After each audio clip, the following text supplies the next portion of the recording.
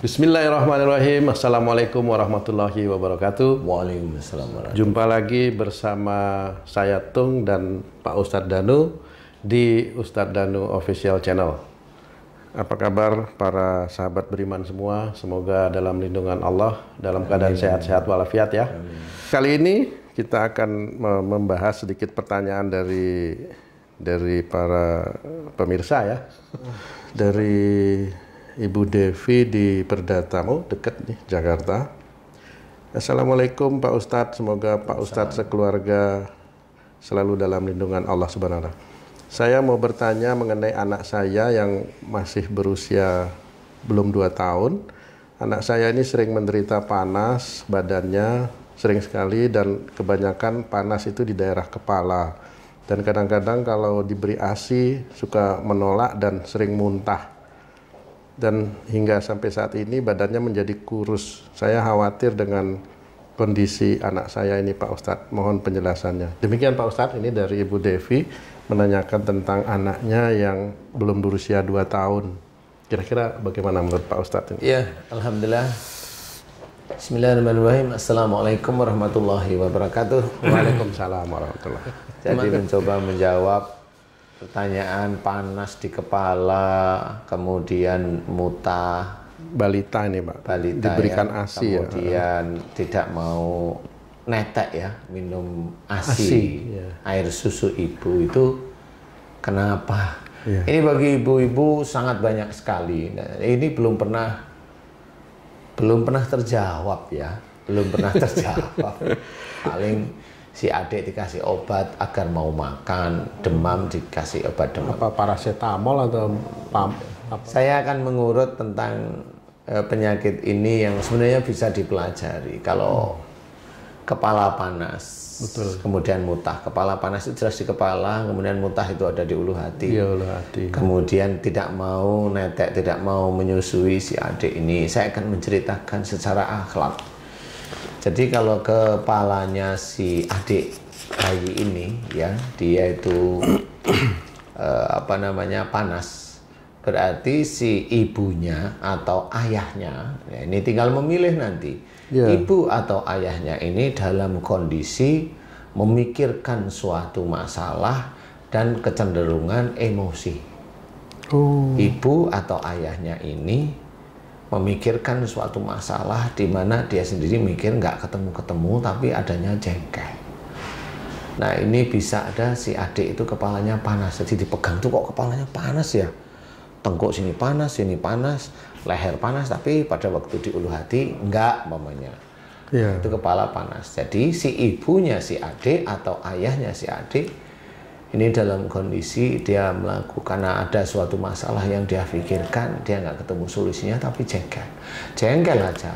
Itu solusinya yaitu mohon ampun kepada Allah Ta'ala dan harus kembali masalah itu dengan siapa. Kalau ayahnya itu bisa aja, si ayahnya si adik bisa aja, kalau ayahnya bekerja ya bisa dengan persoalan dengan pimpinannya yang dia sendiri nanti judek, nggak bisa cari solusinya. Itu kalau ayahnya, karena ayahnya bekerja. Kalau ibunya rata-rata kan umur si adik umur segitu kan biasanya rata-rata ibunya di rumah.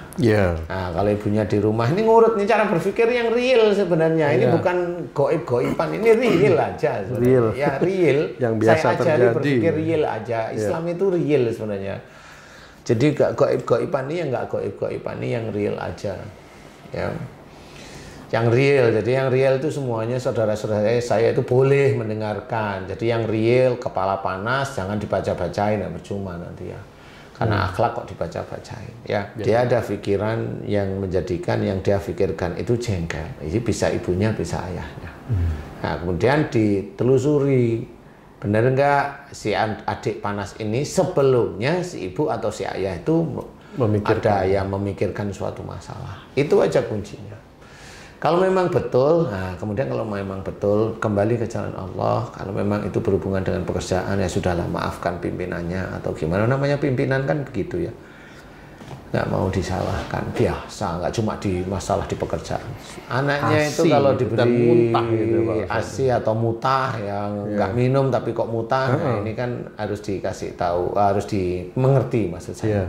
Jadi kalau anak itu bisa mutah berarti orang tuanya, nah ini berarti orang tua si adik, entah itu ibunya atau ayahnya, itu kalau dikasih tahu sama orang tuanya atau neneknya atau kakeknya si adik bayi, ini biasanya membantah.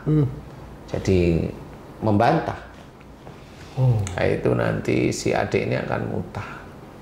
Siapapun orangnya, walaupun dia sholatnya tertib, kalau anaknya mutah ya senyum aja. Berarti dia memang kalau dikasih tahu sama orang tuanya membantah. Membantah, ya. Sama kalau dia sholat ya hitung-hitungan aja sendiri ya. Betul. Silahkan berhitung sendiri kalau memang ingin masuk surga harus dihitung, harus tahu betulan ya.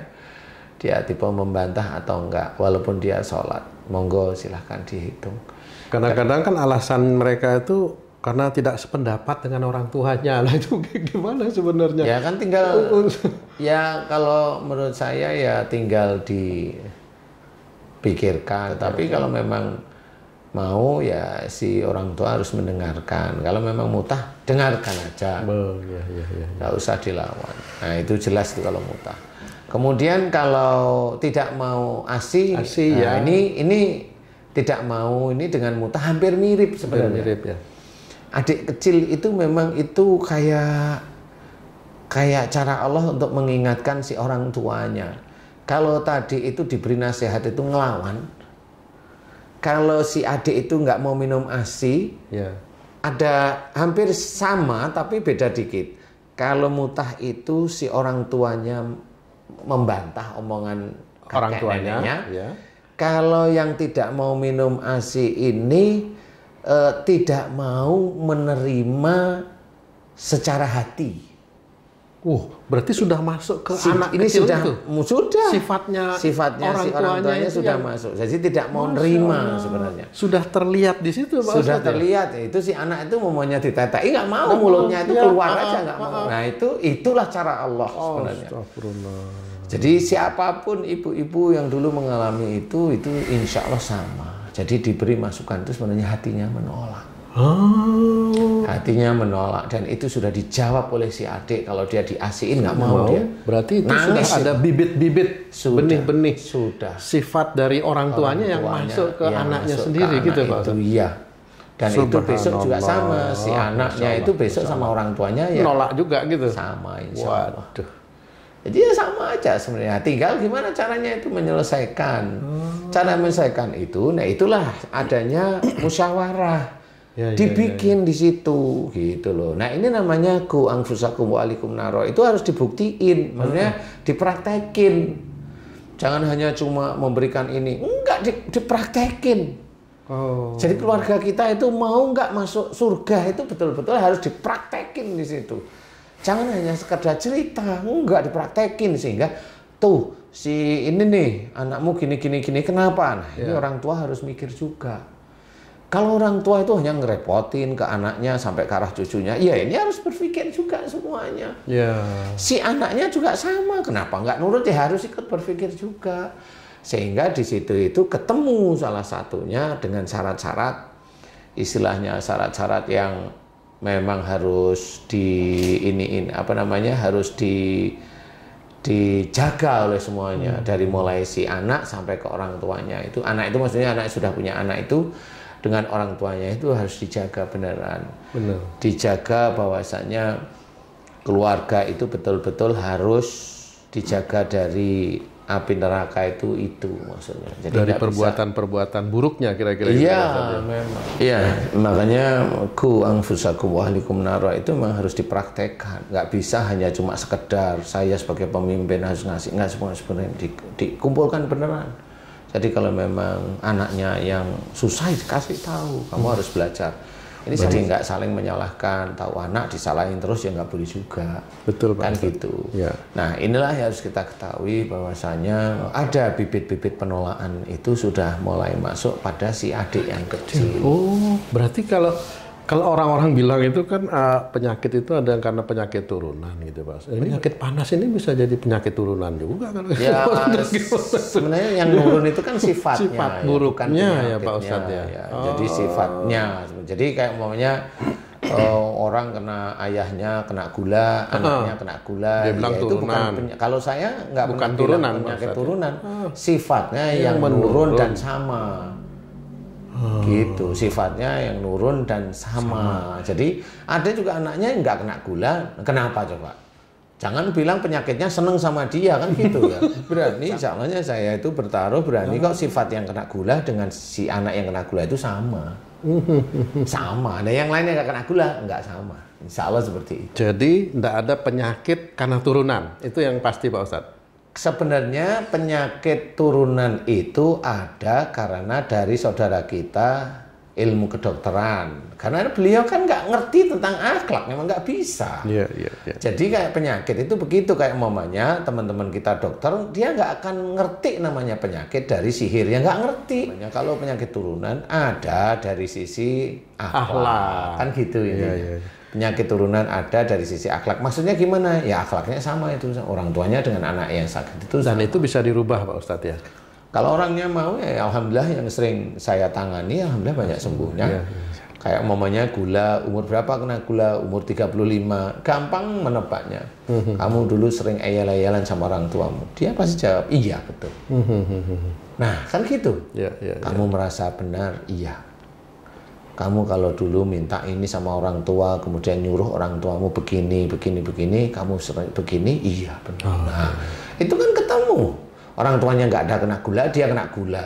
Kakeknya, neneknya nggak ada kena gula, dia kena gula. Dari mana itu? Kan nggak turunan.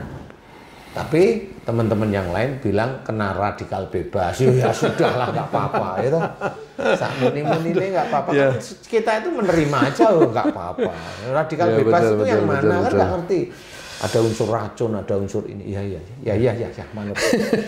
Malah baik Pak Ustadz. Ini tadi Pak Ustadz menjelaskan bahwa anak yang sakit, anak yang masih kecil sakit itu karena sifat orang tuanya. Mungkin ayah atau ibunya ada marah dengan orang tuanya. Nah, saya ingin bertanya ini, mudah-mudahan juga bisa menjadi menjadi rujukan buat para pemirsa ya. Seberapa cepat kesalahan orang tua yang dilakukan kepada orang tuanya atau suami istri ini yang akhirnya mengakibatkan sakit kepada anaknya, dan proses ini dengan keimanan orang tuanya bagaimana hubungannya Pak Ustadz? Apakah sekarang misalnya nih sekarang saya marah sama saya, suddenly 2 jam lagi anak saya sakit, atau bagaimana hubungan ini Pak Ustadz sebenarnya? Iya, Tung itu anaknya umur berapa? Kan harus tanya saya. Kalau anaknya sudah tua ya nggak bisa. Anak sudah lepas akil balik mau 2 jam atau 2 hari kan nggak bisa. Ya. Nah yang terjadi pada anak kecil yang umur 2 tahun itu memang begini biasanya yang saya amati selama ini, saya amati dari sisi akhlak, dari sisi keimanannya itu begini. Jadi melawan orang tua itu memang dosa besar. Nomor 2 setelah Allah. Nah, Allah itu dengan sayangnya mengingatkan orang-orang itu kepada ibu atau pada ayah si adik. Kalau anaknya sakit, insya Allah itu berasal dari kedua orang tuanya yang jengkel atau ada masalah dengan jengkel atau marah kepada orang tuanya. Hanya itu sebenarnya. Sehingga sebenarnya ada harapan si orang tuanya si adik kecil ini kembali ke jalan Allah. Kan harapannya seperti itu. Itulah yang saya ceritakan. Itulah rasa sayang Allah kepada kita. Tetapi manusia itu sok pinter. Dia tidak mau, istilahnya itu, orang itu tidak mau meminta ampun kepada Allah Ta'ala, nggak mau. Dia pilih yang ringan, berobat ke dokter, boleh mau ke dokter, ke siapa, anaknya sembuh, dia mikirnya itu dari obat dokter, belum tentu juga. Nah disitulah titik wa ya'fu an katsir itu berjalan. Allah memaafkan banyak kesalahan. Memaafkan, bukan mengampuni dosanya, memaafkan. Jadi disitulah sebenarnya orang tidak tahu ayat per ayat itu dia itu mengalami, sehingga dia itu sebenarnya dosanya masih banyak. Betul. Suatu ketika karena memang dia tidak mau memohon ampunan kepada Allah Ta'ala, kalau dia itu dia itu banyak salah dan dosa pada orang tuanya, ya suatu ketika diingatkan beneran sama Allah Ta'ala, ya dia tumbang. Nah, hal-hal inilah yang sebenarnya tidak pernah terfikirkan oleh orang Islam, khususnya Islam, saya bilang. Karena orang Islam itu kalau mau main sakit, bacain ini, bacain itu. Bukan. Semua itu tubuh kita itu menjawab nanti di akhirat. Saya kembali ke Ibu Devi yang sempat bertanya. Tadi mohon dicatat Bu Devi, ketika anak kecil panas di kepala dan kadang-kadang mau muntah, pelajaran singkatnya di kepala itu berarti ada marah atau masalah yang difikirkan yang menjadikan jengkel dan marah. Satu itu. Kemudian muntah itu menolak nasihat yang diberikan. Jadi kalau diajak ngobrol itu atau berikan masukan langsung menjawab. Jadi istilahnya makanan kan dari sini. Nah, ini keluar juga. Nah, keluarnya mutah inilah dia menjawab, si orang tua itu menjawab. Menolak gitu. Menolak. Jadi intinya orang tua memberikan masukan baik. Nah, makanan itu kan baik nih. Tapi karena masukan baik ini sama si anaknya ditolak, berarti si bayi itu pada waktu kasih makanan, ini makanan baik, bayinya yang ngeluarin bukan bayinya sebenarnya. Allah. Oh, berarti itu merupakan petunjuk juga kepada kedua orang tuanya dari sakit si bayi. Si adik itu. Terus tip untuk supaya itu tidak berlanjut, Pak Ustadz. Wah, tidak berlanjut. Maksud saya si ibu, si orang tuanya ini juga dia imannya bertambah kepada Allah, terus anaknya juga tidak menjadi dosa nanti ketika akil balik. Tipsnya yang singkat seperti apa Pak Ustadz? Iya, minta ampun, minta maaf pada orang tuanya. Kemudian kalau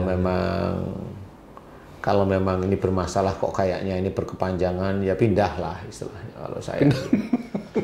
Iya, pindah daripada dosa semuanya mau kemana? Terus si anak harus sifat orang tua yang sudah masuk ke anak ini apa anaknya minta ampun? Iya, diminta maaf. Mohonkan ampun anaknya. Iya, seperti itu. Baik, terima kasih Pak Ustadz. Sahabat beriman, demikian tadi penjelasan kita yang luar biasa indah ya. Mudah-mudahan penjelasan tadi dan ibu yang bertanya mudah-mudahan bisa bisa mendapat pencerahan ya, supaya anaknya tidak sakit lagi dan anak-anak yang berikutnya juga tidak sakit. Buat ibu-ibu yang lainnya. Buat ibu-ibu yang lain juga begitu ya. Dengarkan terus penjelasan Pak Ustadz. Mudah-mudahan kita semua dilindungi oleh Allah. Assalamualaikum warahmatullahi wabarakatuh. Sampai jumpa lagi di lain kesempatan.